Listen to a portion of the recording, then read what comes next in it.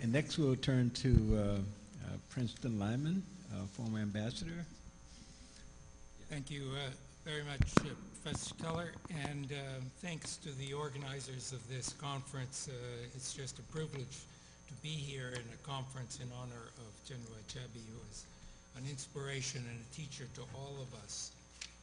I have a long connection to Nigeria, not only that I was an ambassador there, but I've been traveling to and from Nigeria for over 25 years and have a deep and abiding emotional attachment to the Nigerian people, their magnificence, their courage, their artistic brilliance, their irony, their sense of humor in the face of challenges, etc. And I hope you'll keep that in mind when I say some things that I think are counter to what we normally say about Nigeria. And I say that with all due respect to Eric, who is doing a magnificent job at the State Department, and to our good friend from the legislature. Because I have the feeling that we, both Nigerians and Americans, may be doing Nigeria and Nigerians no favor by stressing Nigeria's strategic importance. I know all the arguments. It's a major oil producer. It's the most populous country in Africa. It's made major contributions to Africa and peacekeeping. And of course, negatively, that if Nigeria were to fall apart, the ripple effects would be tremendous, etc. But I wonder if all this emphasis on Nigeria's importance creates a tendency to inflate Nigeria's opinion of its own invulnerability. Among much of the elite today, I have the feeling that there is a belief that Nigeria is just too big to fail, too important to be ignored, and that Nigerians can go on ignoring some of the most fundamental challenges they have, many of which have been talked about, the disgraceful lack of infrastructural development, the growing problems of unemployment, the failure to deal with the underlying problems in the Delta, the failure to consolidate democracy, and somehow feel that Nigeria will remain important to everybody because of all those reasons that it's strategically important. And I'm not sure that that's helpful. And let me sort of deconstruct those elements of Nigeria's importance and ask whether they are as relevant as they have been. We often hear that 1 in 5 Africans is in Nigeria. What does that mean? Do we ever say 1 in 5 Asians is a Chinese?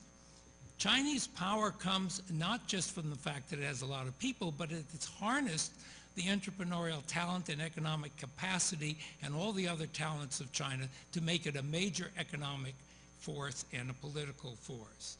What does it mean that 1 in 5 Africans is in Nigeria? It doesn't mean anything to a Namibian or a South Africa, etc. It's a kind of a conceit. What makes it important is what is happening to the people of Nigeria. Are their talents being tapped? Are they becoming an economic force? Is all that potential being used? And the question is, and the answer is not really. And oil. Yes, Nigeria is a major oil producer.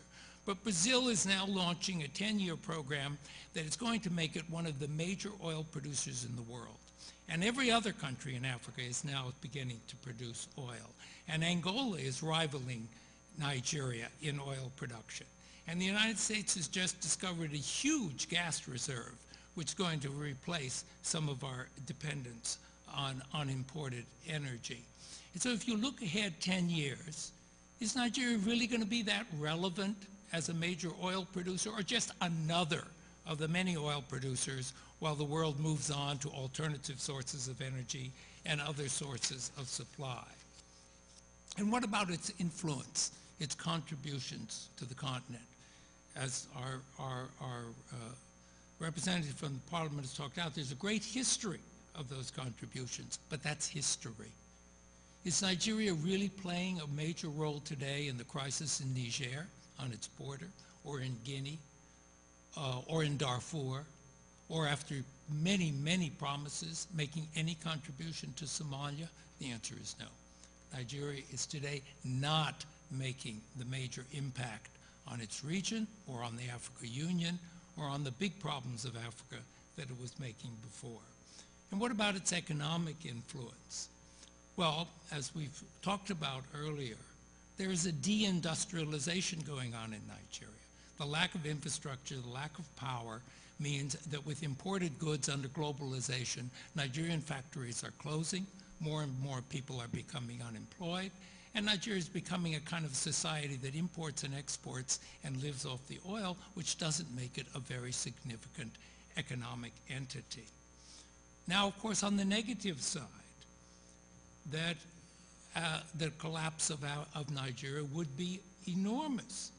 It would be enormous, but is that a point to make Nigeria strategically important? Years ago, I worked for an Assistant Secretary of State.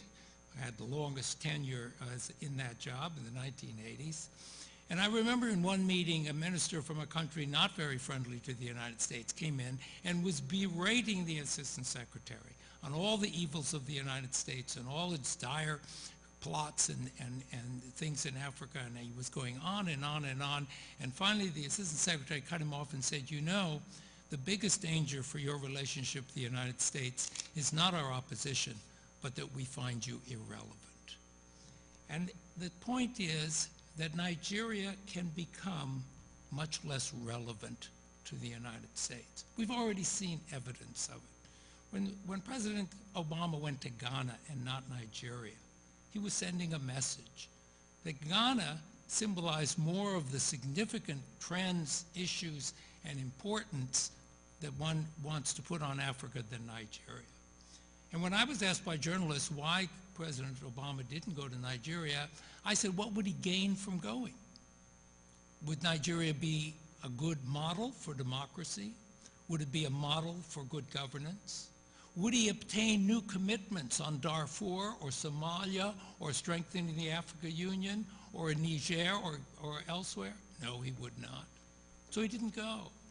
And when Secretary Clinton did go indeed, but she also went to Angola. And who would have thought years ago that Angola would be the most stable country in the Gulf of Guinea?